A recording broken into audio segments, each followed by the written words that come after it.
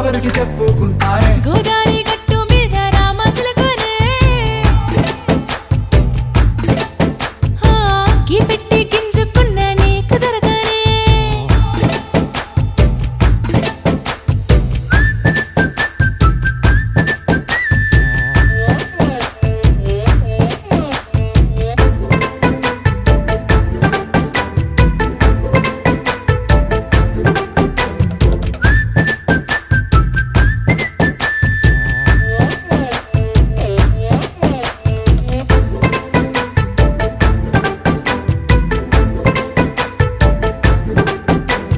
విస్తరి ముందేసి